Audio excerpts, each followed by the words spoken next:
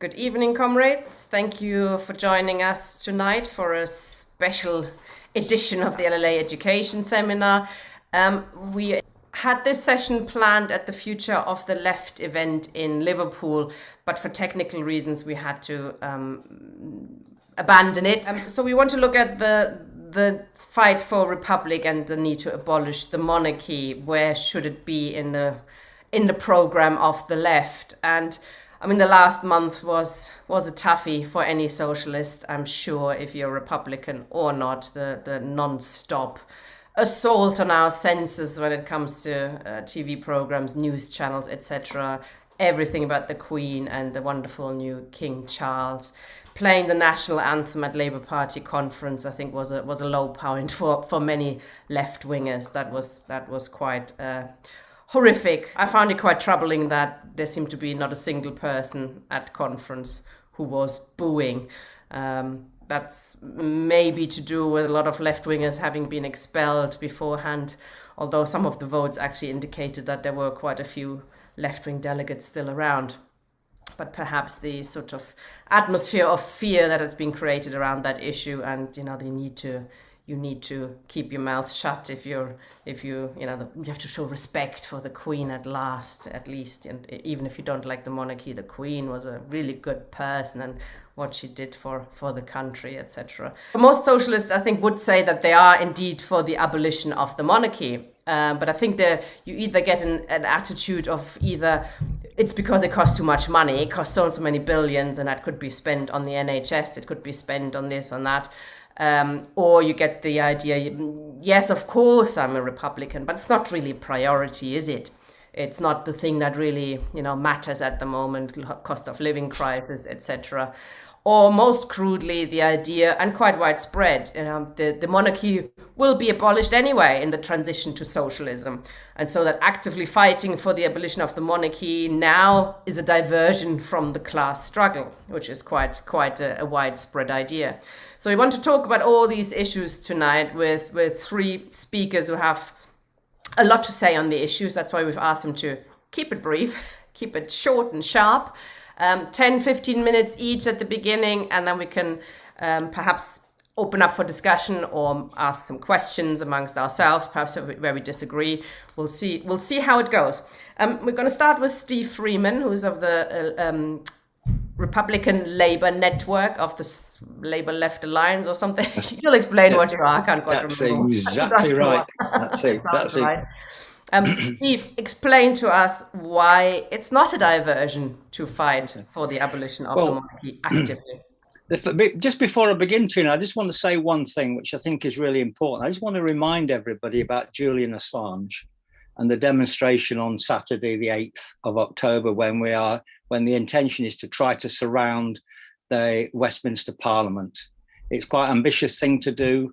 And I really call everybody here to make every effort to encourage your friends, contacts, any meetings you go to, because it's worth remembering that Julian, I think, is the #1 political prisoner of the Crown, being held at His Majesty's pleasure in Belmarsh on behalf of a foreign power.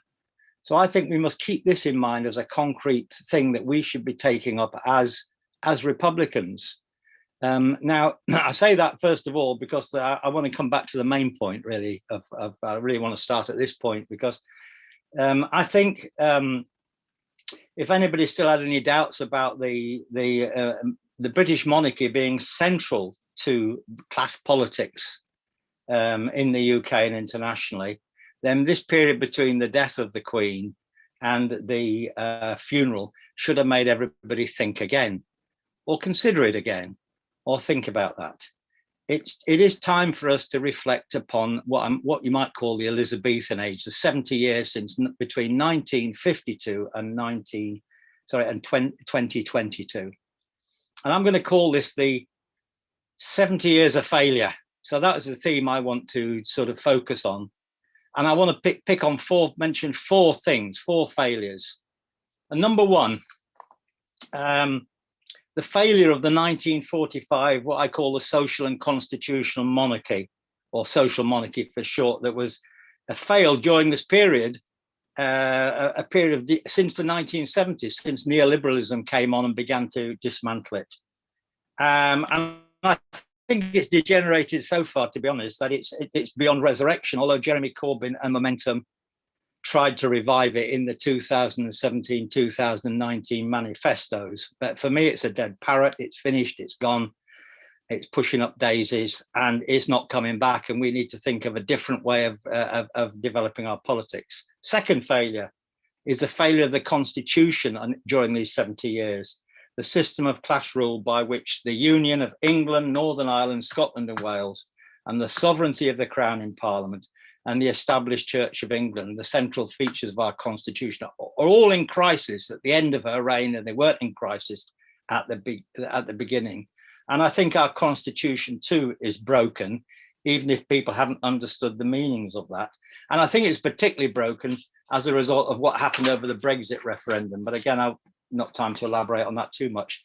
The third failure, I think, is the failure of republicanism. And I'll say in England, because I'm not going to talk about Scotland, Wales and Ireland, which is different. In England, where 85% of the working class is living and working, there is no Republican movement in England, and there's no Republican Party, and there's no party committed to establishing a democratic republic. And that is significant in terms of class politics. And then I think the fourth failure is the failure of the socialist movement to provide any leadership for building a Republican movement, to be the voice of working class republicanism, or what I might call Republican socialism. And that's a fourth failure in 70 years. But it's worthwhile saying, of course, not everything's been a failure. The Queen herself has been actually very successful, I would say, the opposite of that. I mean, anybody who can keep a job for 70 years sounds like success to me. The same job, by the way, a job for life is what she had. I think we were told we can't have jobs for life anymore. We have to keep retraining all the time, but she's managed to keep it for all that period of time. But I think the first real point I want to make is in distinguishing between success and failure is to draw a sharp distinction between the Queen, the office of the monarch or head of state, and the Crown. And I think that's not really understood. For me, the Crown is the dictatorship of capital, the City of London, the monopoly capital at the heart of government. The Crown is really a corporate body that employs millions of workers. It was born over 300 years ago and has continued to accumulate power ever since. And like all corporate bodies, it has a board of directors. It commands and deploys executive power, the power of the Crown. And of course, the Crown is not an autocracy, but rather an elected dictatorship, is a phrase that's been used. That is to say, where power is shared between the Crown and Parliament, and hence sovereignty is vested in the Crown in Parliament. So I see Liz Truss as the CEO, if you like, chief executive, and the Queen, as she was the equivalent, now the King, is the chair of the board.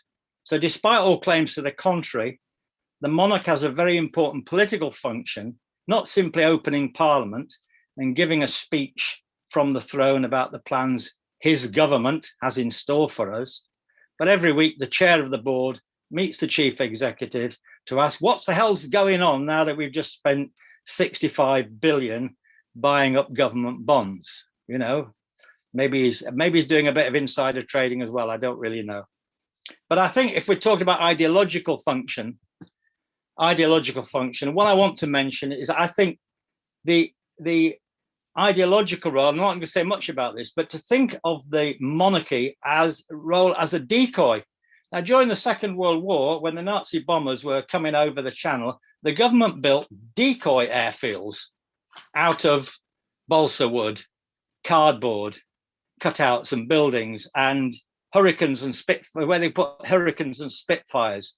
And the plan was that the Nazi bombers would be confused and bomb the hell out of the cardboard cutouts, while the real air power was safely concealed somewhere else. And I think one of the roles of the monarch is as a decoy, to draw attention away from the concentrated power of the Crown. So it almost thinks like, well, you think of the King, they've got no power, he just can do absolutely nothing. So really the Crown is powerless because the King's powerless, but really you're not really seeing where the real power is, which is essentially the concentrated power of the bureaucracy in Whitehall, the security services, etc. in Whitehall. And of course, in Her Majesty's Treasury, or His Majesty's Treasury, HMRC, and all the rest of it. So I think the success of the Queen over 70 years is that after 70 years, 2/3 of the people still believe in the decoy, and about 1/3 think a cardboard cutout is not worth getting rid of. They might not like the pomp and ceremony, but they still haven't worked out where the real power is. And if we want to deal with the real power, the power of capital, we have to deal with the question of the crown. So although the office of hereditary head of state still exists, it's irrational and expensive. I think there are two reasons why the monarchy has survived. The real answer, of course, is that the crown and the necessary expenses of the monarchy is supported by the capitalist class, the City of London, the major corporations, and the United States. It's no coincidence that Joe Biden turned up. And that this is represented in the two major parties, the Tories and Labour, the establishment parties. These are loyalist parties who love to sing God Save the King, so that the ruling class can keep all their wealth and profits. But I think a second and equally important point is that the monarchy is still supported and accepted by the majority of the working class. Only about 1/3 or 1/4 of the working class is in any sense hostile. And that has remained more or less constant for a long period. The monarchy wouldn't survive 10 minutes if A, the City of London turned against them, or if B, the working class turned against them. The latter being measured, in my opinion, by the establishment and growth of a Republican Party of the working class. And neither of those two things are happening yet. And in that sense, the monarchy remains secure. So coming back to my four failures again, the destruction and degeneration and failure of the 1945 social monarchy means it's not going to come back or be resurrected from the dead. The Labour manifestos of 2017 and 19 will be the last attempt really to try to revive it. And they are being broken by the crisis of democracy that surrounded Brexit. The failure of the Union and the Constitution of the Crown in Parliament, and the crisis of democracy, which is deepening as we speak. We can see it in the Labour Party is having a crisis of democracy, but we've got a major crisis of democracy in the state. And even if we talk about the Labour Party, will the Labour Party win back Scotland? I think not. So that's a sign and measure of that crisis within our constitution. And the failure of the constitution is going to have dangerous consequences for our democracy, for our civil rights and our civil liberties. The union was broken in Northern Ireland and Scotland when both these nations voted to remain in the European Union, and Wales is now moving slightly towards more self-determination. So the decline in support, the decline in the welfare state is also a crisis of the constitution that it supports. And so we're left with England being a deeply divided nation, divided between rich and poor, divided between the north and the south, divided between Leave and Remain, divided between those who are thinking in British terms and those might be thinking more about England, and divided between royalists and republicans. And so then we're moving on a little bit, the failure of republicanism. The only real Republican organization, it's got about 5,000 members, is the one called Republic. And in the end of the day, that it was actually set up by a socialist friend of mine who's now passed away, Terry Liddell. But now it's really an organization of liberal republicanism, focused on the head of state and changing the head of state. And its main tactics are to lobby MPs to see the good sense of having a republic. It doesn't recognize the power of the crown or the need for a party, a Republican Party. And then finally, I'll just come on to this final point, Tina, and then I'll end there. Finally, the failure of the socialist movement. Now, I believe that whatever labels or affiliations we have, or whatever difference we have, I say Kevin, Tina, Mike, myself, can all be broadly called Republican Socialists or Republican Communists. And we're agreed that militant republicanism is essential, and the demand for some form of democratic republic is the immediate or minimum program of any working class party worthy of its name. But we really are, in the socialist movement, the exceptions to the rule. because over 70 years, the socialist movement in England has failed to put the working class at the heart of a democratic movement to change the political system, and hence to replace our social monarchy with a democratic and social republic, what I would personally call, although probably not the other comrades, the Commonwealth of England. Not only have socialists not achieved this aim, but we have made very little or no progress in that direction in 70 years. We do not have a Republican program. We do not have a Republican culture in the Labour Party or in the trade union movement, or a working class Republican Party. So how much progress has been made? Very little or none at all. The North Pole, it seems to me, is melting faster than working class republicanism is growing in England. Tony Benn was by far the most important socialist leader who in 1992 led the way with his Republican Commonwealth Bill and his analysis of the Constitution and how a democratic, secular and social republic was essential. Did anybody take any notice? No. Did the socialist movement take this up? No. The socialist movement has more or less completely ignored the Republican case. And it's not to put up Tony Benn on a pedestal and think he's like the last word in anything, because I wouldn't do that either. I'm critical of what he did, but he is probably the most important person in our movement to have made that case. And the real reason is that the socialist movement is dominated almost exclusively by two main trends that I would call left reformism, so I call it left social monarchism, actually. The people who still think the program is 1945, left social democracy. And I would say at the other extreme, left communism or revolutionary socialism, which puts revolution against the idea of a democratic republic, you know, the SWP being the classic case. So I'm going to finish now on this point, just to sum up, Tina. Conclusion. A Republican Labour is about building working class republicanism in the Labour Party and in the trade union movement. And we're part of the LLA. The Labour Party conference made it clear that it is a loyalist party by singing God Save the King, and a union party by flying the unionist flag, the butcher's apron, and a Zionist party by continuing to expel anti-Zionist Jewish members. The Labour Party was a broad church, and for it to become a broad church of the working class and not a broad church of the capitalist class, we need to wage a war against loyalism, against unionism, and against Zionism. And I'll finish on that point. Thank you. Thank you. Thank you, Steve. I think there's now a Labour for Republic group, which even had a fringe meeting at Labour Party conference, but I haven't looked at that enough. But I think they're similar to Republic in their outlook. They are a sort of branch line of Republic, and they produced an interesting pamphlet. And some of us have made contact with them, but they are, you know, somewhere, you know, we would obviously have some connection with them. They're British, though, you know what I mean? So there we go. I don't like the British, you know me. You're British, though, I think. Last time, I think. Anyway. I know what you mean. Okay, Mike Macnair, please. Okay.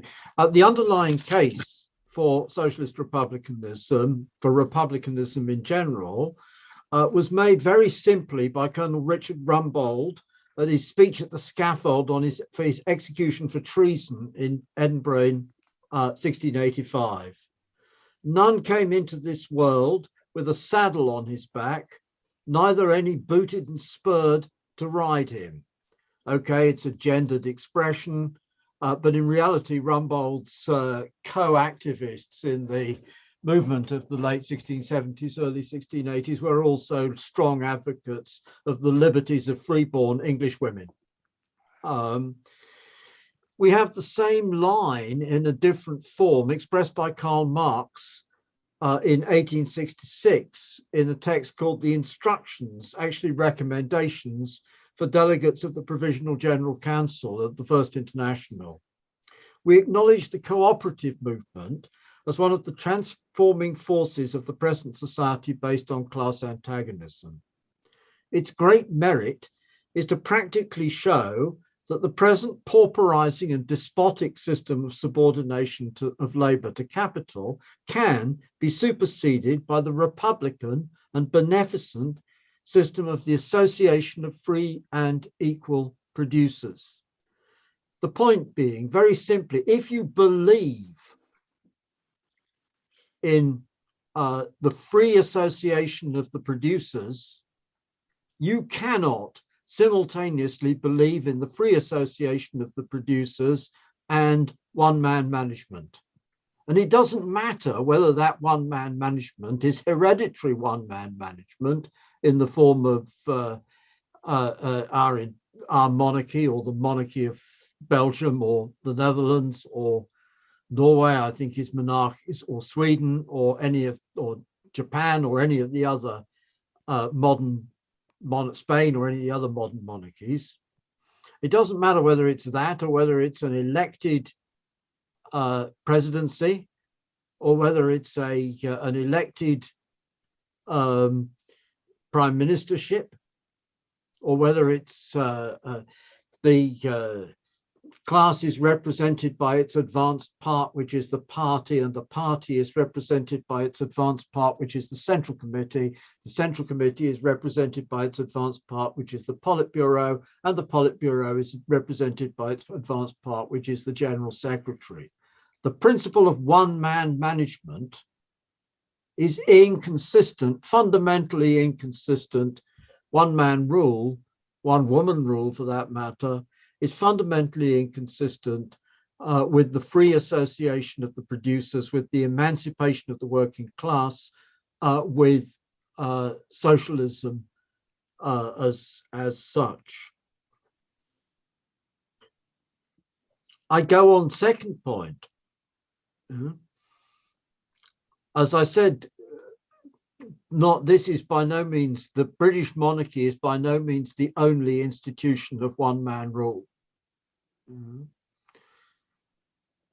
Maybe say one-person rule. One-person rule. In 1649, our ancestors, Parliament passed the Act for Abolishing the Kingly Office, which says that whereas it's been found by experience that the office of a king in this nation and Ireland, and to have the power thereof in a single person, is unnecessary, burdensome, and dangerous to the liberty, safety, and public interest. And then goes on to say that the office of king in this nation shall not henceforth reside in or be exercised by any one single person. So the principle of rejection of one-man management, one-person management of the single person. But the problem which the bourgeoisie, the capitalist class, which at that time was mainly big agriculturalists and the shipping industry found, arms industry, shipping industry, was that republicanism, in that sense of the rejection of the single person, let loose the lower orders too much. And by 1653, the general commander of the army, Oliver Cromwell, made a coup d'etat, and the instrument of government, which was the constitution of Cromwell's protectorate, says that the supreme legislative authority of the Commonwealth of England, Scotland, and Ireland, and the dominions thereunto belonging, shall be and reside in one person, and the people assembled in Parliament. So we move from revolutionaries who wish to overthrow the monarchical order to the principle of one-man management, one person, the principle of the single person. The same thing happens in France. The Republican regime is replaced by the single person of Napoleon. When the Republic is created in 1871, it is a republic with a presidency at its head, characterized by Frederick Engels as the Empire of 1799 without the emperor. And so on. Each constitution, which is the Constitution of the United States, starts out republican, but becomes presidential with the events of with the creation of the Constitution in 1789, and becomes more presidential with Lincoln's coup in 1861-65, and becomes yet more presidential with Truman's coup against the Constitution in 1950. So this monarchism in the institutional form of capitalist rule, it's not something which is peculiar, old-fashioned, special to Britain, especially problematic British decline. This is the normal form of capitalist political constitution. And the question is, why is the left, in spite of being told by Marx and by Engels, we are Republicans, republicanism is our basic position, why has the left in the post-Second World War period in particular ceased to be Republican? It's something which has happened in that period. The answer, in my opinion, is the belief that if we shut up about the constitutional order, we can mobilize masses. And then when we mobilize masses, they will be conned into forming strike committees in order to prosecute the class struggle, unifying the strike committees into trades councils or workers' councils or Soviets or whatever the hell you want to call them, and thereby gradually, step by step, without ever believing that what they're doing is overthrowing the state order. The problem with this narrative is it's never bloody happened. The one thing which people offer as an example of it is 1917. But the women who went out on strike and brought down the Tsar in February 1917 set out to bring down the Tsar. It's not the case. It's absolute untruth that this was just economic mobilization without political antecedents. Otherwise, they wouldn't have come out on International Women's Day, which was a symbol of the Second International, which was before 1914, an organization which campaigned for democratic republicanism up and down throughout Europe. And was the extremist international, as they were generally seen. So the idea of conning the masses into taking power by avoiding talking about the Constitution is delusive and doesn't work and hasn't worked, and indeed has been tried and tried and tried and tried again, with much more success in other countries than in this country, but never getting to the point of overthrowing the Constitution, because in order to actually overthrow the Constitution, the majority of people have to think that it's necessary to overthrow the Constitution. If you don't talk about the Constitution now, when push comes to shove and there is a constitutional crisis and people are fighting it out, then actually it will turn out that the Constitution has its revenge on you and not the other way around. So very simple point then. Two simple points. The first, that republicanism is indispensable to the free association of the producers, and therefore indispensable to the self-emancipation of the working class, indispensable to socialism as such. Republicanism in this sense means not just having an elected head of state, but a break with the whole system of the single person rule and everything which goes along with it. Secondly, the idea that by avoiding these issues, it's possible to con broad masses into taking action which will overthrow the regime is delusive. That's it. Thank you, Mike. Can I pick you up on something? Most people who hold that position that you shouldn't bring up the constitution, or it's a diversion from the class struggle, they will of course say that they don't want to con the working class. It's just that the working class doesn't get it, and that the working class is not interested in those issues. They're interested in their working conditions, and we have to pick up the working class where they are and not raise issues that just doesn't interest them. What do you say to that? Well, my point is exactly that this is delusion. If you don't talk about these issues, and it's the same is true of, in the same way, a whole load of other things. A lot of people say don't talk about Russia, the old Soviet Union, and so on and so forth, because it's diversion. But the reality is the bourgeoisie talks about Russia endlessly. Every child is made to study England and Europe in the age of the dictators in secondary school. Over and over and over again, the bourgeoisie talks about Russia and the past and history and so on. And in reality, actually, the bourgeoisie does also talk about the greatness and splendors of monarchism. The capitalist class, we've just had a particular example of outpourings over the death of the Queen. But in reality, we get these stories of that monarchism is a source of British fundamental stability and strength and so on and so forth. Again, taught in schools, in everybody who does government and politics, in civics, in the civic stuff, which people who apply for naturalization, for citizenship, have to fill.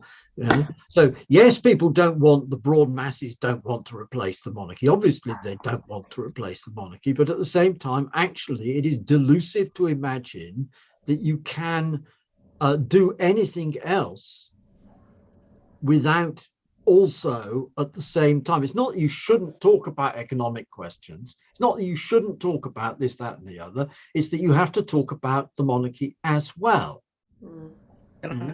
I would say also the judiciary, also the other all the aspects of the constitution.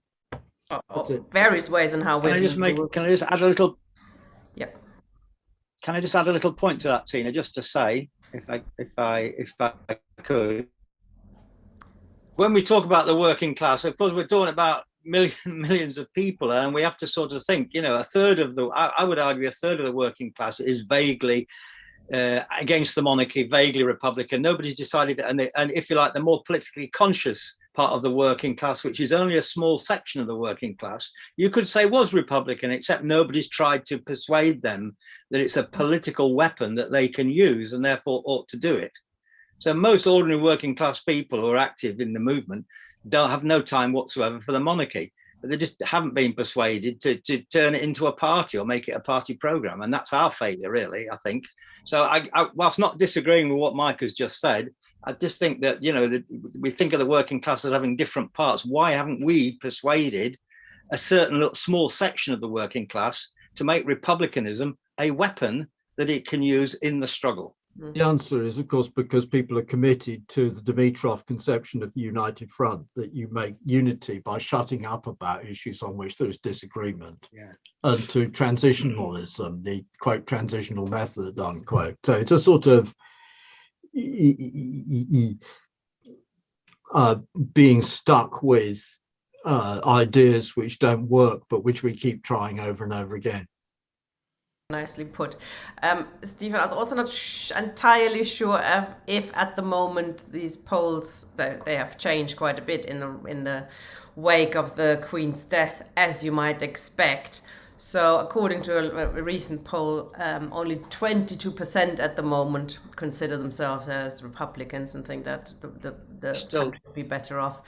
And it has changed, but I want to talk about this with Kevin some more. Because Kevin is discussing the role of ideology, and I think that has been extremely successful in the last month or so, persuading us that there's national unity. We all love the Queen. We suspend our strikes even for respect out of the Queen. Yes. I'm glad this session is taking place. It's just a shame for the various technical reasons that it didn't take place a little earlier in the week. I'm glad that comrades began with the Labour Party conference, and which I did look at, but only in the sense of sociological investigation, because I'm afraid I come from a sort of background and so on, which just finds that sort of thing nauseating. And I think even old style right-wing Labour people that I would have known in the past would have found it bizarre that the Labour Party would be singing what was once the province of the Tories. I don't want to sort of go in too much into what Starman was playing at there, but I think it is important to understand that the singing of God Save the King was part of his political strategy, and that political strategy was to show not only that he was ready for government, but to sort of place him in this sort of mythical mainstream of British society. And it's that idea that the monarchy somehow represents all of us, that in a sense it's part of what we are. That in a sense Britain is the monarchy, that it's an embodiment of an essential national unity. And that, of course, is one of the functions of monarchy, and particularly so in the modern world. I think because it, as an institution, it has its roots, in far prehistory, and therefore gives us a sense of continuity going back into the Middle Ages or in the monarchical forms of the classical world, and even, back into Mesopotamia, the Egyptian pharaohs, the biblical kings and so on. We have that sort of sense of continuity in history. And one of the things I think that bourgeois society does now, in contrast with its revolutionary period, the sort of period that Mike was talking about, is to emphasize its continuity with the past, not the decisive break. Colonel Rumbold and numerous other people provide us with absolutely brilliant revolutionary quotes. And more than just revolutionary quotes, they provide us with brilliant revolutionary experience of people who reject the power and indeed the mystification of monarchy. And an incident that I don't remember it, but I remember reading about it in the English Civil War, is when Charles I is arrested by the New Model Army. And Charles, throughout that whole period, makes claim that he's defending the ancient constitution. At his trial, he does that as well. And he asks the junior officer who's arresting him, "By what warrant do you arrest me?" And Cornet Saxby simply, or at least in the version I've heard, maybe he was a little more polite, simply jerks his thumb back at the group of New Model Army troopers and said, "There is my authority." And it's the authority of the democratic army of the English Revolution. So the idea of continuity and the idea that the monarchy embodies national unity, I think, is a very important part of the ideology of monarchy. And both Steve and Mike have sort of taken various aspects of that, and they've talked in particular about its role in the state power. And indeed, I think Mike's very important point that monarchism, both in the sense of a king, but also in the sense of presidents and general secretaries, is very much the normal form. And there is a great temptation to see the monarchy simply as a sort of feudal relic, something that can be swept aside, that it's just a little bit of a minor abstraction, and that the revolutionary movement will sweep it aside. But I think it's much more central to that. And I think that its mystificatory powers have really been proven in the last few weeks. I don't think we need to revisit that, but I do think we need to understand that the monarchy that we have at the moment is not some feudal relic. It has a real political and a social role, and that social role in capitalist society has been, well and truly worked out. I suppose if we look at this historically, we can see that with the emergence of mass democratic rights, for example, the right to vote being extended in the 19th century, ruling classes all over Europe had to decide how they were going to deal with that new mass electorate, that new mass working class electorate. And in Britain, the decision was taken by the ruling class to use monarchy, imperialism, jingoism, patriotism, and so on.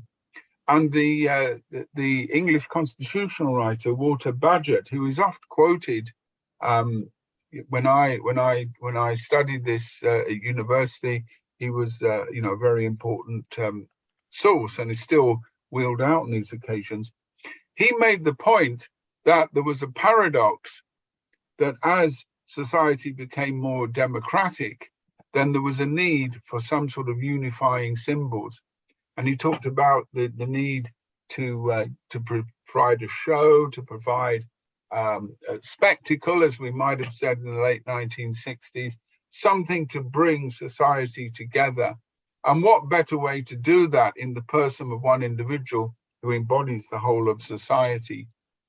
Now, the monarchy in the post-45 period, and Steve, I think, used an important phrase about the sort of social democratic monarchy, because in many ways, much of the nostalgia that we've seen around the late Queen's death has been as much a nostalgia for a social democratic past, which many older people, would feel a nostalgia for the days of full employment, for welfare state provision, for decent education, and indeed a certain degree of, social change.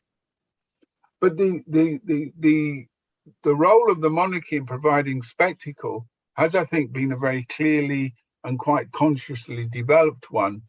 We can go back, for example, and in that very interesting collection by Terry Ranger and Hugh Trevor Roper, The Invention of Tradition, we can look at the way that the monarchy has been repackaged and represented. So that, for example, the investiture of Edward VII as Prince of Wales was very much part of that idea of spectacle and bringing the monarchy closer to the people, particularly in periods of social crisis. But it's the repackaging since the 1960s. We can see this again, quite a conscious process. The bringing the monarchy into the very heart of the royal family, showing the royal family as the national family, people like ourselves, so that even in periods of disaster and absolutely PR disasters for them, their divorces and their fractured relationships, that is again repackaged. They're just like everybody else. They've got awkward children. They've got wayward sons. They've got people who have affairs. They've got people who've got strange ideas. So even the PR disaster is spun in this particular way. So we can see that, I think, and in a way it has become the monarchy as we might understand it, and indeed in many of the debates about it, we focus on the individuals, we focus on whether they're worthy representatives. We talk about Prince Andrew, we talk about the sort of rather strange ideas of the new king and so on and so on. But what we don't often talk about is the aura and the mystification that surrounds that. And again, Bagehot talks about the importance of this magic of monarchy. And of course, there's a whole series of mystifications in capitalist society.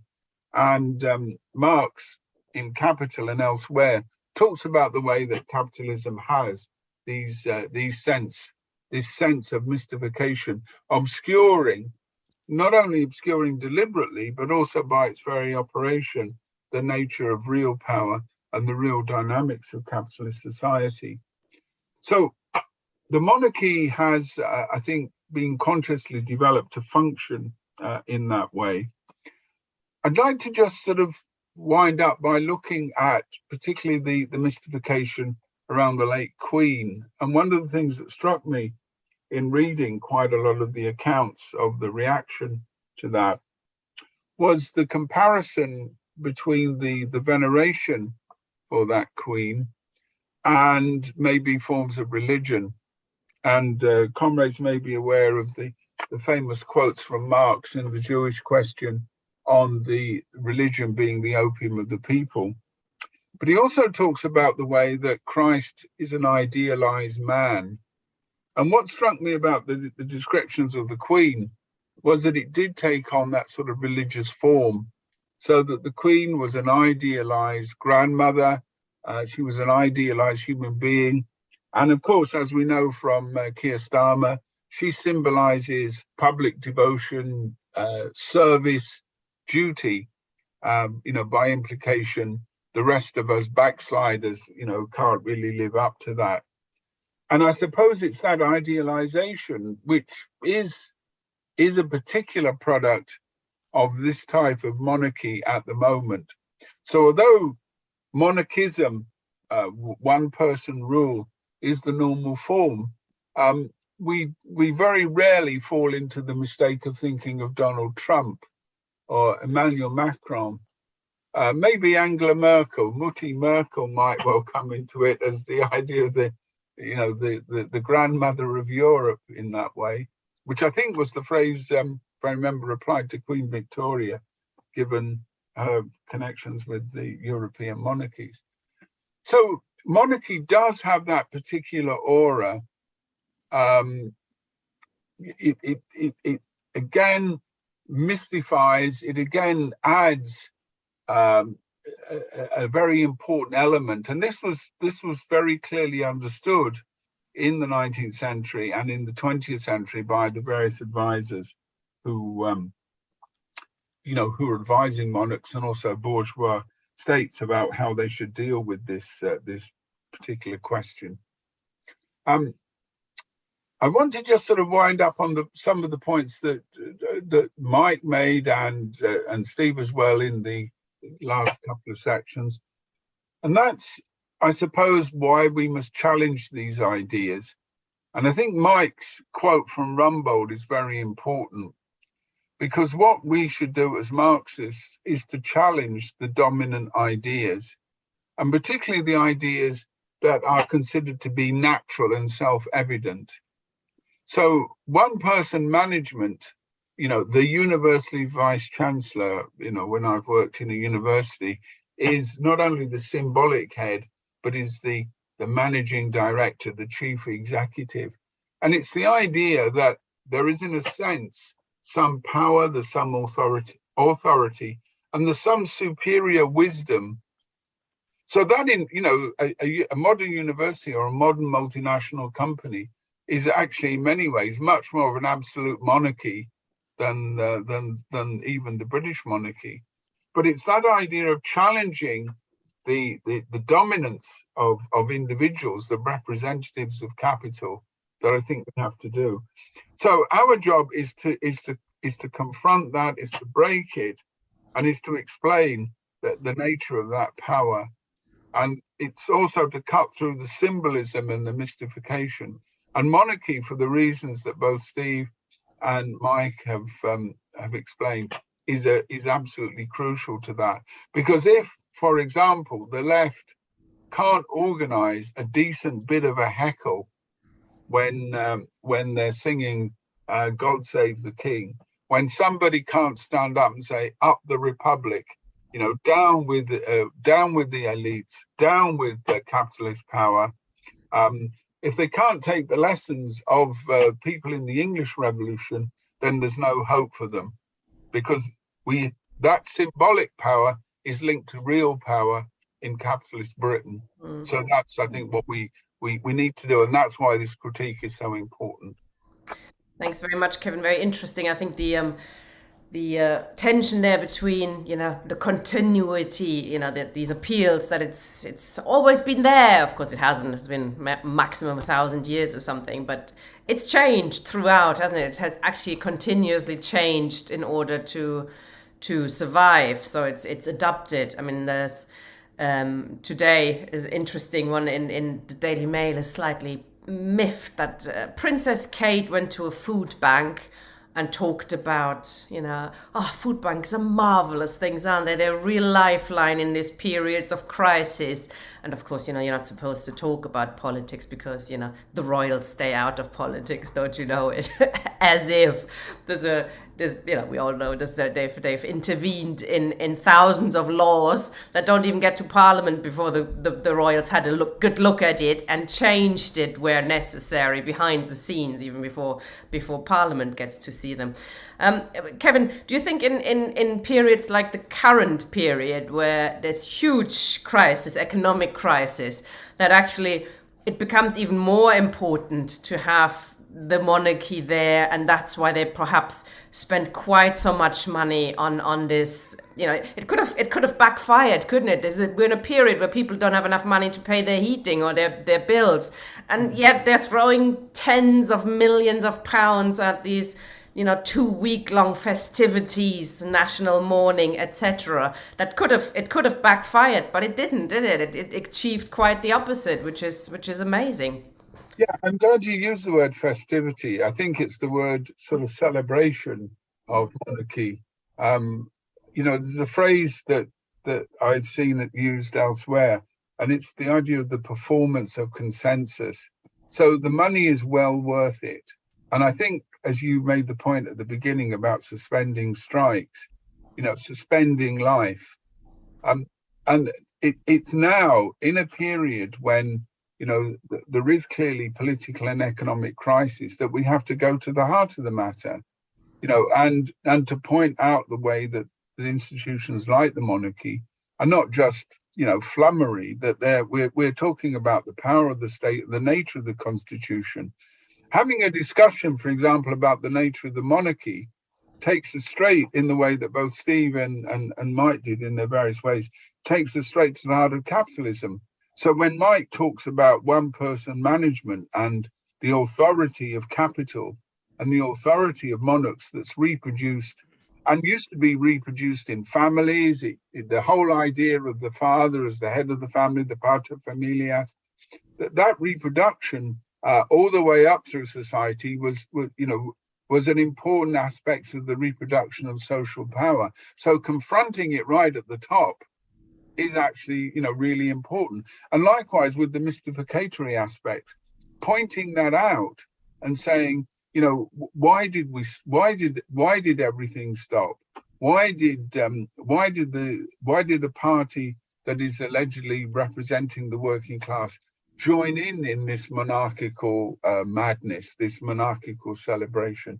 I think is absolutely crucial. So far from being irrelevant in a period when workers are engaged in economic struggles, it's important to link the two and to explain the nature of power.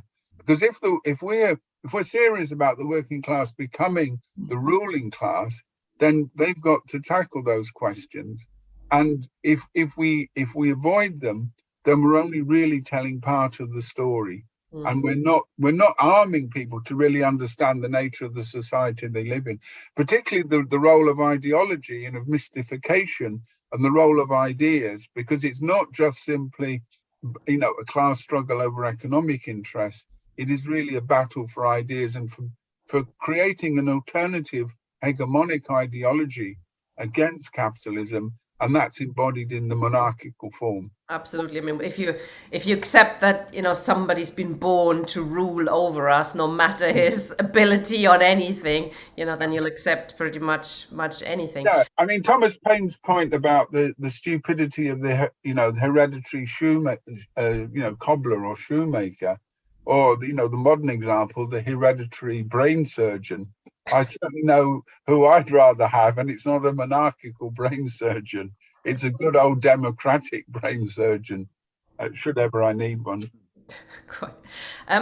Comrades, we've got about half an hour. If anybody's got any questions or comments, click raise hand or put the question into the chat or into the Q&A there. While we're here, though, I'd like to ask you the question how the fight against the monarchy or for a republic is linked to the question of revolution, or the other way around. Can we abolish the monarchy without also abolishing capitalism? You know, when we've seen in our history monarchies being abolished and then replaced. I mean, you can just abolish the monarchy. Of course, you can just make it, like Germany, like the US. But historically, the way that has happened is usually not what is happening with Barbados, where you have a referendum, etc. But it's more sort of linked with revolution. And where do you see the fight for republic linked to the program for working class emancipation more widely? Mike, maybe you could answer that one. Yeah, it's a question. We live in a constitution in which capital rules. The way in which capital rules is it rules in the form of capital is the circulation of money.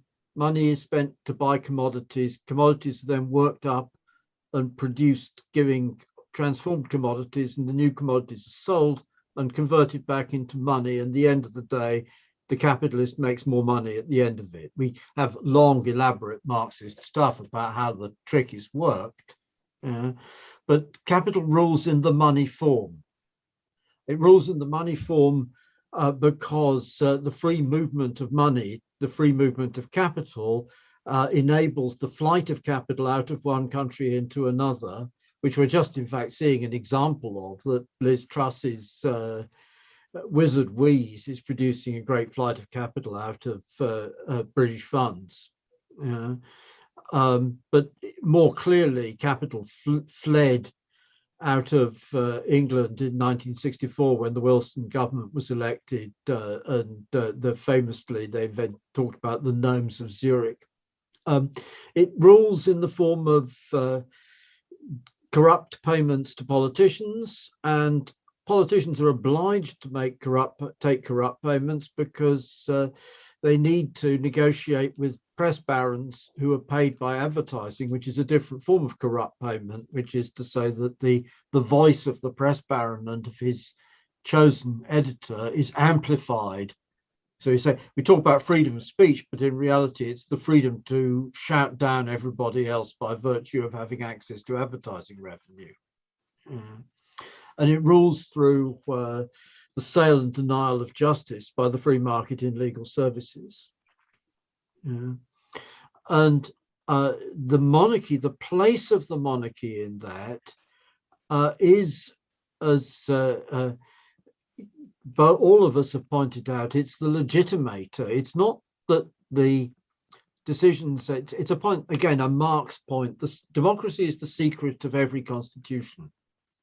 James II and 6th and 7th and 2nd ran away from the country because he was deserted by his army officers, and in face of the Dutch invasion, he was deserted by his army officers, his political supporters, the people who he thought were going to back him up. None of them were able to turn out significant forces, and he lost his nerve and ran away. The ability of any individual ruler, whether it's to get things done, is dependent on the people below them accepting that they have that power. But that power is legitimated, and the monarchy legitimates the whole of the structure of managerial power. It also legitimates the rule of wealth because we celebrate the monarchy. It's a paradox that we talk about the monarchy as an enormous waste of money, but in fact what's being done with the waste of money is celebrating luxury, wealth, the wealth, quote, wealth creators. The capitalist class is the ruling class not because they practically govern, but because they are the, quote, wealth creators, unquote. And that display of wealth is part of the process of providing the symbol that Kevin was talking about, around which the loyalty of the state apparatus coalesces, the state holds itself together in order to be able to coerce everybody else. That's it. Thank you, Mike. Steve, quickly, is it an advantage if, Barbados now votes in a referendum to get rid of the monarchy, Australia gets rid of the monarchy? Is that a step forward for Democrats? Or? Well, in one sense, yes. In one sense, no. In one sense, it undermines the ideology that monarchy is permanent. It isn't permanent. It can be changed by people acting. So that's a good thing. But I think, as been pointed out, removing a king doesn't make you a democracy. If you make you a democracy, you have to organize yourself to make a democracy. So having no king is moving a little barrier, but it doesn't do that. And so I slightly answer the question from before. I think a republic starts from below. It starts in this self-organization of the people. And even if we think back to 1649, when they declared the Commonwealth, probably the 1st of January, and Mike went through that a little bit as well when the laws were passed. The fact is the new model army existed since about 1644, like 5 years before that. And the new model army was really the republic, or the proto-republic, or the embryonic republic. And they were fighting a battle to overcome ideologically, politically, militarily, to actually come to power. And it couldn't have happened before. So the monarchy didn't just disappear away. We wake up one day and it's gone. It won't go unless people consciously, and that's why a Republican Party, a party that's consciously Republican, is an essential precondition for that to happen. Otherwise, it'll just collapse, and then what will happen next? Nothing, not a lot will happen. And that's why I think the distinction, by the way, between, if I just make a short point, Tina, the distinction between the king and the crown is important. Because we've all understood the ideological power of the crown, and both Mike and Kevin have really explained and elaborated that very, very well. But my point is that the power of the crown is really the power of the 4 million people, of 4 million wage workers that actually work under the command of the crown, of the 150,000 soldiers, of the printing presses that print the money, that collect the taxes. This is a very powerful organization. It's a more powerful organization than ever. And that crown, the crown power, if the king was forced to abdicate, the crown power wouldn't disappear. It might have to change its name, but it would still be there unless people organize themselves. So merely the removal of the king would not dissolve the crown power. It would be exposed. It would lack it would lose its justification and its rationale. It would be in a terrible and powerless state and probably divided, and it would be a chance to change. So when they overthrew the Tsar in 1917, the Tsarist state, the Tsarist generals were all hanging around for quite a while. And Lenin even warned us they never really got rid of them even later on. That bureaucracy was the thing that killed off the revolution eventually. So I think that we mustn't, that getting rid of the king it shows that society wants change, but in it of itself, it doesn't make the change. It only opens the door to change. It's the beginning, and we have to be ready to begin. If society is not ready to begin, and it hasn't got a party to make that beginning, then nothing's going to change, really. Okay, we've got two comrades who want to ask questions or make contributions. Firstly, Susan. Hi. Yeah, I wondered how you distinguish. Can you hear me? Yes, all good. Yeah, all right.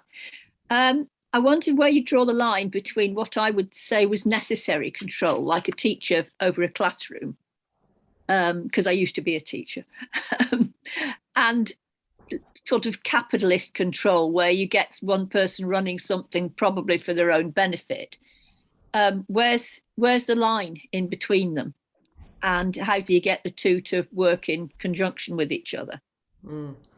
Good question. Kevin, you haven't spoken for a while. Do you want to do that one? Sorry. That was good. Oh, you give me the easy question. It's a good one still. Well, actually, I actually think it does go back to presidentialism or monarchism, which are variants of one person authority. Actually, Susan, I've been a teacher at various parts of the education system. And I remember in the late 70s when I did begin teaching in schools, I remember that problem. And it's an interesting one between democracy and authority. And particularly when you've got a group of teenagers who decide that they don't particularly want to learn. Yeah. I think without being clever, there is a sort of dialectic. And I think particularly if we're arguing for a society of self-rule, of the self-emancipation of the working class, then we're arguing for, democratic rule, for majority rule. And what that would be based upon is developing people as political and social subjects.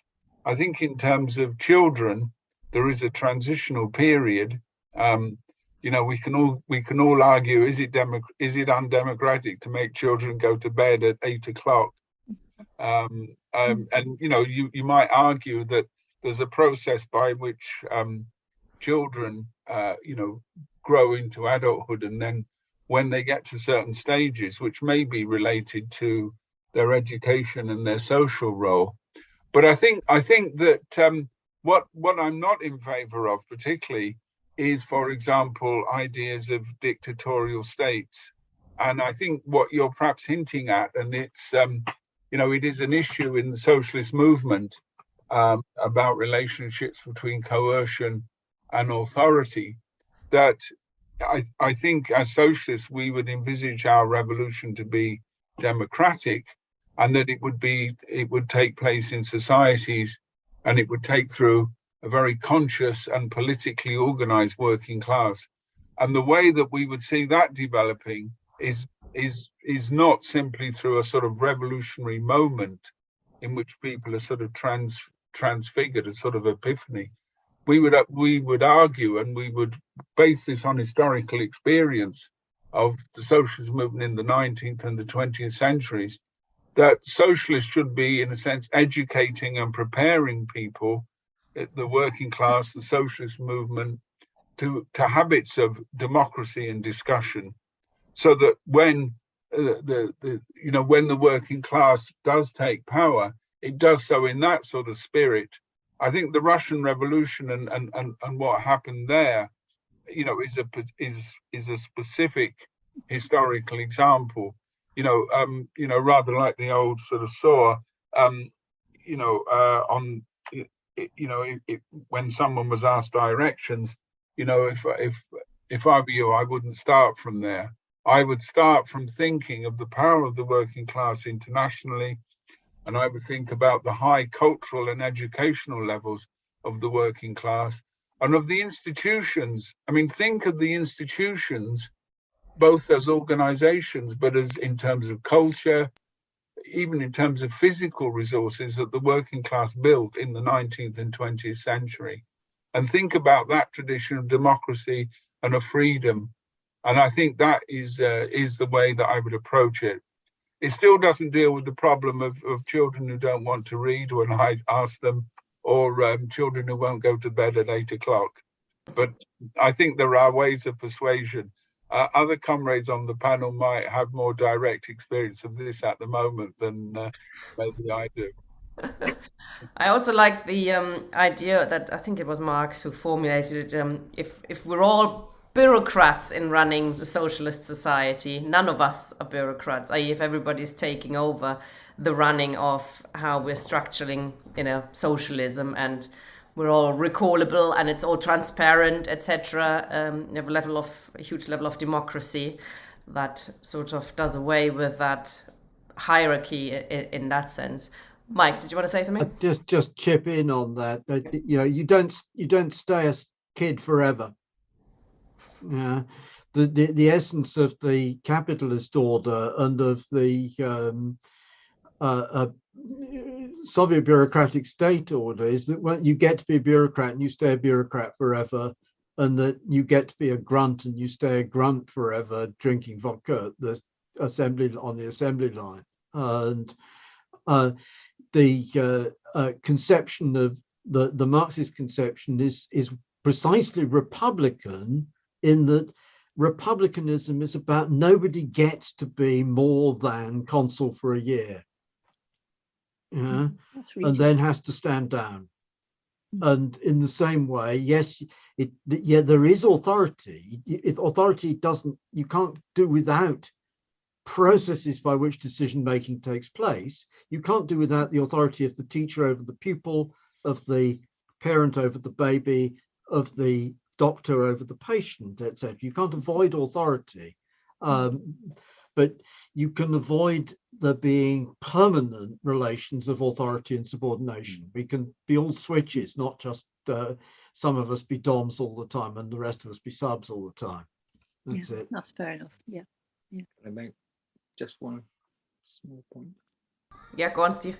Just to make a small point, I think I agree with what the Kevin and Mike have answered that excellently. But just to make this point that early republicanism was thought to be just anti-hereditary, like against the monarchy and the laws. But I think the kind of republicanism we're talking about is getting rid of bureaucracy. That's the essence, and replacing it by democracy. That's the essence of working class, if you like, republicanism. And we're learning that all the time. And if we participate in trade unions and other democratic organizations, we are learning how to try to work in a democratic way. And as Mike has just said, democracy is not without authority. It's not anarchy. Democracy is authority. You vote to go on strike. The minority that doesn't really want to go on strike is meant to go along with the majority, even if they don't agree with it. But there must be full freedom of discussion. So there is authority, but the point is, who is it accountable to? It's collective authority, accountable, transparent, not one man that Mike talked about, not the one man dictatorship that Mike mentioned at the very beginning. Does it answer your question, Susan? I think it does, yeah. I mean, you need some sort of organisation to get anything done, don't you? So yes, absolutely. You've got to start with the kids and teach them how to organise. And teach them to obey to start. To be honest, I've got a young daughter. You give them control and a bit of power and democracy in that sense, and then they sort of understand why they have to go to bed at some stage. But it's a bit more of a struggle with children than it is probably with adults. Okay, thanks, Susan. Marie. Yes, hello. Hi. Right, about the question of personal authority. That sets me thinking, because there is, of course, the lessons that we draw from history. I would say vertically, going back to the First Republic in Britain, for example, in England, sorry, or the experiences made in the world in the years of the past. But there is also the experiences which are being made. I think Kevin talked about it, with the experience of, more recent, and the revolutions and more recent revolutions. And there, it seems to me that the personal authority, for example, of Lenin was acquired through the quality of what he was saying, through the quality of what he was building, and the proof that it was necessary. And so there would be a personal authority which would not be immediately that of a collegial one, although I don't think Lenin ever dictated anything. It was there was a collective leadership, if I understood well, in the Russian Revolution, and I would be glad if this was looked at again from the point of view. For example, take Mick Lynch. I didn't know him a year ago, and then suddenly everybody talks about him. He has a personal authority, and so there is a relationship between the authority of one person who gathers the intelligence of many people, and then the effect they have on the mass of the rest of us. And it is not always perhaps a bad thing that Fidel Castro was running Cuba, because I know that the people who wanted him dead, many hundreds of times, would have replaced him by another sort, the personal authority of the capitalist and imperialist kind. And so I'm not completely comfortable with this definition that, personal authority is to be replaced necessarily I would be glad to have a comment. And I would like to make a comment of my own about the replacing of bureaucracy. Yes, of course, what is preventing the mass of the people from having a say is an enormous bureaucratic apparatus, which in fact communicates the power from the top and to impose itself on the mass of the people. So that's what bureaucracy does. But at the same time, there must be a history of bureaucracy. It would be interesting to look at it, because it seems to me that you have bureaucracy that arises when you have not enough force to bring down capitalism, but capitalism doesn't have the force to smash your revolution. So you have a stage which is it is not stable, an unstable situation which can last for quite some time, of people who actually take decisions whilst there is no decisions made amongst the masses. But at the same time, the capitalist system is not allowed back. And I think that was the case in the Soviet Union after the taking of power. The Soviet Union was not smashed in 1918, but at the same time, communism did not spread. And so what you have is bureaucracy, which becomes crystallized, and which after that reproduces itself in other countries, because worldwide, the mass of the population doesn't have the power to take power, and yet capitalism cannot smash everyone. And so I would be glad to see if there was an interpretation around this question. Thank you. Thanks, Marie. Would anybody from the panel like to answer that?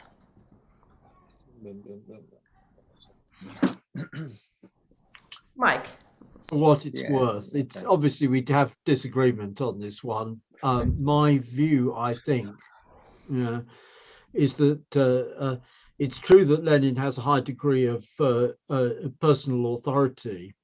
He has that authority, in fact, because the Russian state, by conducting an inefficient repression of the socialists, prevented any crystallized bureaucratic caste emerging in the Russian Socialist Party, as it did in the German Socialist Party, in the British trade unions, in the socialist parties in the West, and so on and so forth, because nobody could be a full-timer for any length of time without getting arrested and deported to Siberia.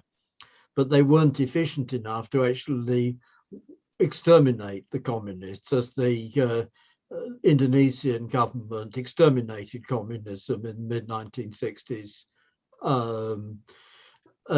because the Russian state bureaucracy just didn't have that administrative capacity to do that. And then the consequence is that the leadership of the Russian party was entirely dependent for resources on immediately persuading the people below it to follow its line. And that gives the consequences that there is an authority which is an authority of a very different kind to the authority of being the elected Keir Starmer, or for that matter, one of the so on. The problem is then after that, however, in the after Lenin's death, we get a cult of the personality of Lenin created, which obliterates all the different times when Lenin didn't get his line passed in the Central Committee, when Lenin was defeated. For example, when he proposed the expulsion of Zinoviev and Kamenev in November 1917, it was defeated. When he proposed to change the name of the party to Communist Party in summer 1917, he was defeated. People didn't think the time was right. So we obliterated that by the cult of the personality of Lenin. And then the Trotskyists responded to that by creating a cult of the personality of Trotsky, which the whole of aspect of which is it makes it very difficult for us to understand the actual process whereby this organization, which was a collective organization with a collective leadership, that organization was able to give political leadership in 1917. The other side of it, however, is does bureaucracy, I think it's wrong to draw, it's just me again, it's not everybody's position by any means. I think it's wrong to think of the Soviet bureaucracy as a thing different from the trade union bureaucracy. the Soviet state is like a very right-wing trade union in power. Or not very right-wing trade union, but it's like a very bureaucratized Teamsters union, or Bevin's TNGWU, which was extremely top-down and bureaucratic and ran kangaroo courts and expelled people and all of this crap. The recognition of the problem of bureaucracy in the labor movement as a problem was already recognized by everybody before it happened in Russia. It didn't happen in Russia because they didn't have the resources to have a crystallized bureaucracy before the revolution. And then immediately after the revolution, they come into this as a problem. So I don't think it's right to see that as being, and the reason why I think it's important is because if we think that the problem of bureaucracy is a peculiar problem of the Soviet Union, is separate from the problem of trade union bureaucracy and the bureaucracy of small far left groups and so on and so forth, the implication is that by some magical means we get a revolution breaks out and we take power, and we just have to do things slightly differently to how the Russians did it. But the reality is actually that the bureaucratic structure, the loss of republican democracy in the labor movement, has the consequence that the movement is divided into fragment after fragment after fragment, because nobody can work together on the assumption that there's one great, glorious and correct leader who is Tony Cliff or Alex Kalinikos or Griffiths or John Ross or Jack Conrad or whoever the hell it is, or myself or any of these guys, the people who are in groups of one sort and another. The model of the cult of the personality of Lenin, the cult of the personality of Trotsky, and of that we don't need to worry about democratic norms now is part of the reason why we don't succeed now, is present problem. Yeah, Steve, briefly. I also want to move on to PR soon. If we may. Just very quick. I obviously agree with what Mike said, but I want to come at it from a slightly different direction, because obviously bureaucracy probably existed from whenever we had class rule, going back centuries and centuries before capitalism. But as soon as you come to capitalism, if you think about how capitalism develops, if you set up a small corner shop, you don't have a bureaucracy. You just run your own little shop. That's it. As soon as you start to grow bigger, as capital starts to accumulate and bigger, and you start to become a medium, so you start to employ special managers, you start to develop a bureaucratic system of management and rule. So I think capitalism is in essence a bureaucratic top-down system of power. The power of the very few, the one man or whatever that Mike says, is transmitted to the working class through this system of corporate bureaucracy. And that is a capitalist form of bureaucracy. It's the alienation of people from control, the wage slaves from that. And therefore, bureaucracy is not some leftover from ancient times. It's the essence of capitalism. And if capitalism grows, so too does bureaucracy. If capital accumulates, so too does bureaucracy. Capitalism brings more of it. And therefore, when we look at societies that have bureaucracies, we know in their modern societies, they are capitalist types of society. And the people, bureaucracy is not the ruling class, it's the people who control the bureaucracy that are the ruling class, but they transmit their power, their orders down through the chain of command, through the forms of bureaucratic managerialist organization.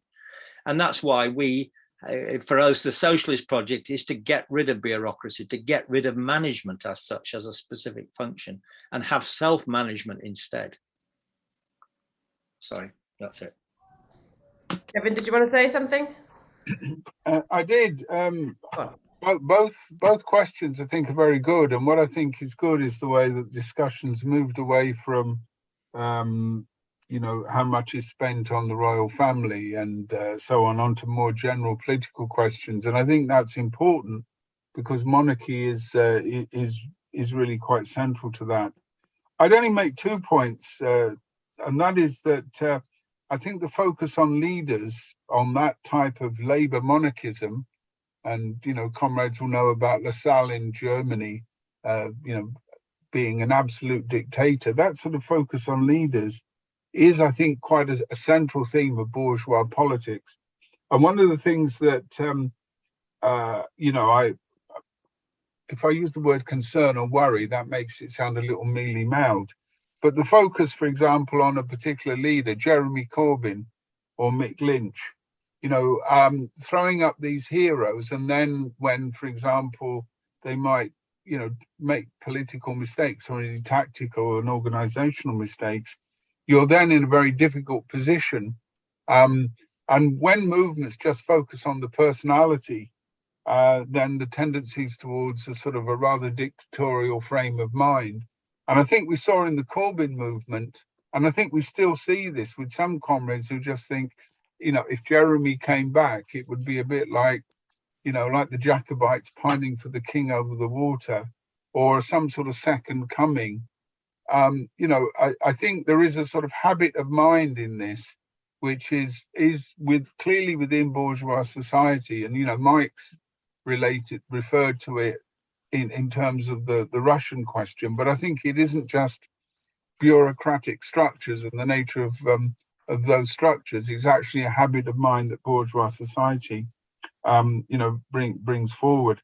That's why issues of accountability, the recall, and moving away from elected dictatorships, and that goes back to Susan's previous question about the way that we, about the nature of authority, and about the way that we regard, the activists in the movement, the working class, the population more generally, as capable of self-rule, not as being a bunch of children who have to be told, and above all, who are waiting for some sort of savior. Remember the words of the Internationale, our own right hands the chain must sunder. We're not waiting for a saviors on a high, no prince nor peer, and so on. And I think that isn't just a sort of, a bit of phraseology. And, the politics of the left often do sort of involve hero worship. And that reflects the sort of hero worship of bourgeois society. And what we're trying to do is to go back to that, that Republican democracy, that idea that each and every one of us is capable of being a leader and is capable of, exercising sovereign power. And that's actually a good way to talk about the sort of a final point, which is the establishing the abolition of the monarchy as a demand that is part of a bigger program for democracy and for democratic change from below, including abolishing the House of Lords, etc. But we've also talked about changing the electoral system, which is a huge problem, I think, in Britain, being from Germany, where you have a PR system. It allows the left to cohere somewhat outside the Labour Party, not without problems, as the current state of the Linke Party that comrades might know about or not. It's imploding, basically. But for 15, 20 years, it did draw the whole left, basically, together, and you had different factions were allowed to openly cohere and discuss politics and put forward different viewpoints, etc. So it was relatively democratic and healthy like that. The fact that the Labour Party conference has voted for a motion in favour of PR, I would like to discuss with comrades briefly. Is that a step forward in the right direction? Where do we see it? For example, with demands like the Chartists put forward for annual parliaments, which I quite like, and which is actually as I understand, the only of the Chartist demands that hasn't been put into practice yet.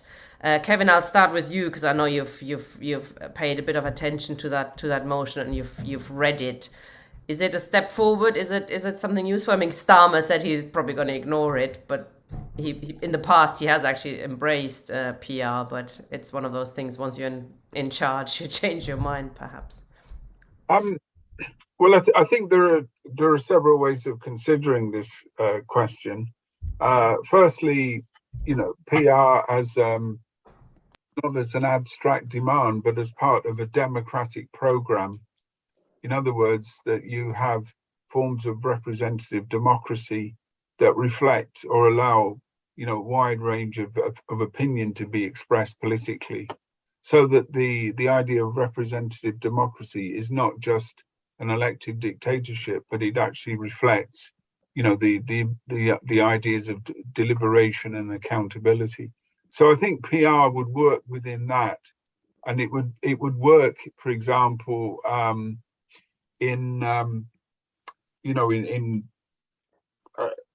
even in the communist tradition that we've been discussing about, allowing factions and allowing representation of factions on committees, so that you would get the full, expression of ideas. However, I think that the PR in and of itself is only part of a much wider program.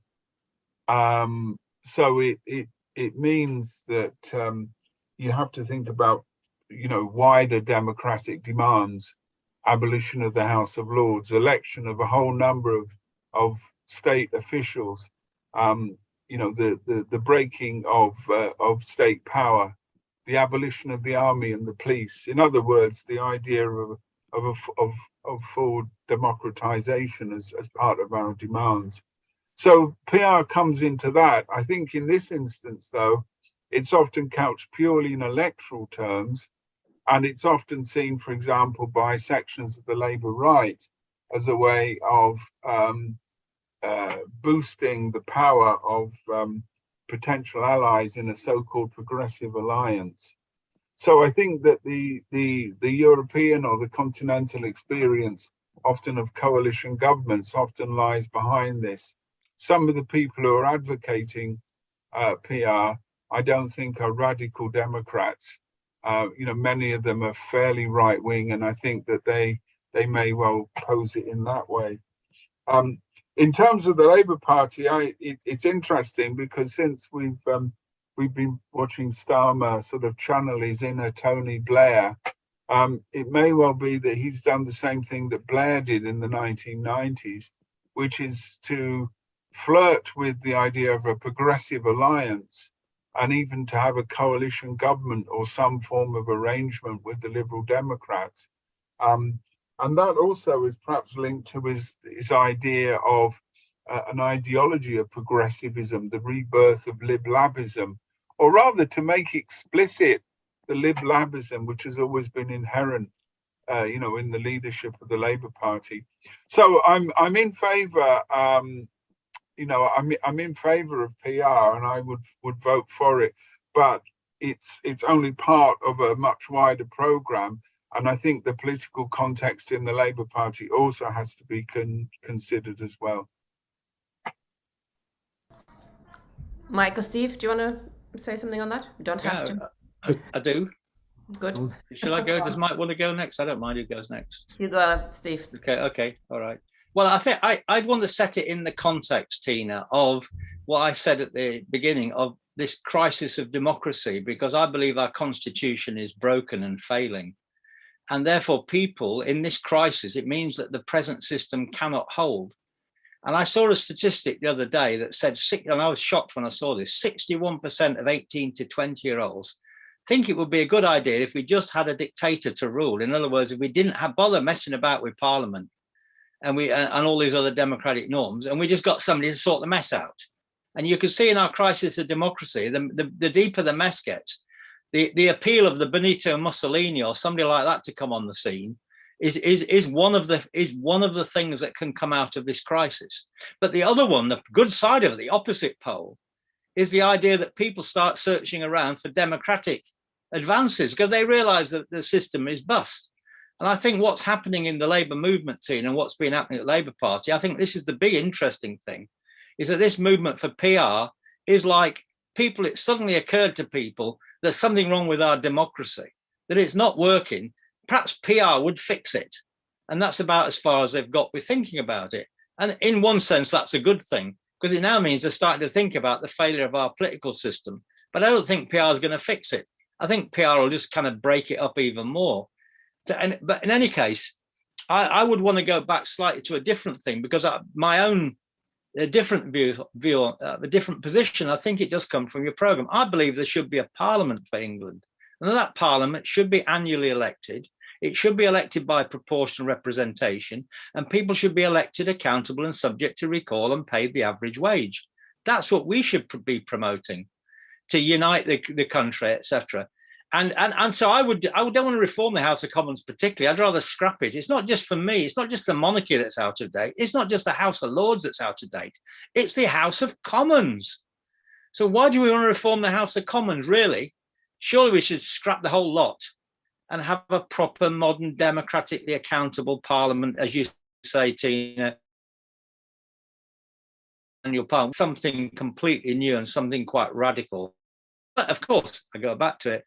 I'm pleased that the Labour movement has started to think about proportionality. I'll say this point: it's not the only thing they thought about. They saw the ministerial code was broken. They passed a resolution saying they wanted a legally enforceable ministerial code because they saw what Boris Johnson had done. So I think there's a whole, and somebody wanted to abolish the House of Lords as well. The constitutional issues are being forced onto the agenda by the crisis of democracy that is now confronting the country. And we obviously should welcome that, but try to have a more thought out, more radical, if you like, democratic program to put before people.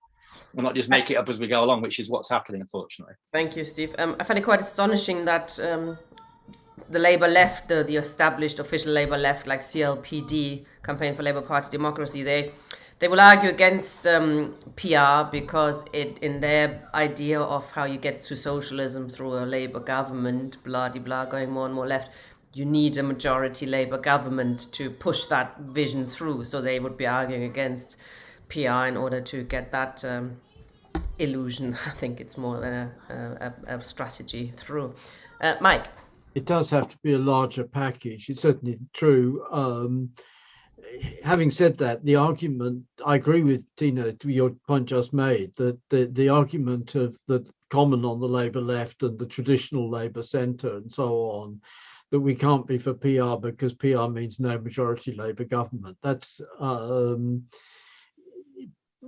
proceeds on the assumption that the Labour Party can't actually win a majority under PR conditions. And at the same time, it proceeds on the assumption that if we got 35% of the vote and that the vagaries of first past the post delivered us a 55% of the seats in the House of Commons, that would be a mandate for radical change. It obviously wouldn't, because it's just the chance of what happens in relation to so that what we have to do is we have to fight for a political majority in the country as a whole in favour of radical constitutional change. And yes, about abolition of the House of Lords is part of the package. Some things, though, are restoration of trial by jury. Yeah. I'm not for single member constituencies with the right of recall in the form of you present a petition and then if you get enough signatures on your petition you can recall an MP, because in the absence of anything else that just means Rupert Murdoch has a veto on whoever's an MP, because that method is a method which can only be used by the recall, which it can only be used by the press barons. But on the other hand, multi-member constituencies with proportional representation, or indeed multi-member constituencies with it could perfectly well be the case that you could have multi-member constituencies and achieve relative degree of proportionality by what's called single non-transferable vote. That is to say, you get one vote, although there are many members, and that produces an approximation in a very rough way. But nonetheless, that's or Moshe Makov made the point that if you have large enough constituencies, if you just pick someone at random to be the MP, the upshot of the large constituencies and pick someone at random to be the MP, as if it was jury service, gives you political representation just by the law of large numbers. So I think thinking outside the box of, I agree absolutely that thinking outside the box of the present arrangements of Westminster and so on is important. And Kevin's point that the Labour right is in favour of PR of a sort which would increase the representation of the Lib Dems in order to force the Labour Party back into coalition with the Lib Dems. So that the proposal which was made when the Lib Dems were in coalition with the Tories, what they got is a referendum on the alternative vote, AV, which wouldn't produce anything like proportionality, but it would deliver a lot of seats to the Lib Dems. But then the surprise, just fighting on PR and nothing else, it doesn't lever open the political system. The PR regimes in continental Europe grow out of the long history of the left fighting for radical democratic stuff, and then the deals which were made for the sake of containment of communism, of concessions of that sort at the level of institutional order in the 1950s. That's it. Great. Thanks, comrades. I think that was a very useful discussion, touching on not just the monarchy, but as part of the crown or a system, how we are ruled in this system, and that we need to look at all the ways we are being kept down and kept out of power. Thank you very much, comrades. We'll see you next week for another episode of Lives of the Left, I believe. Okay. Thanks for joining us. See you soon.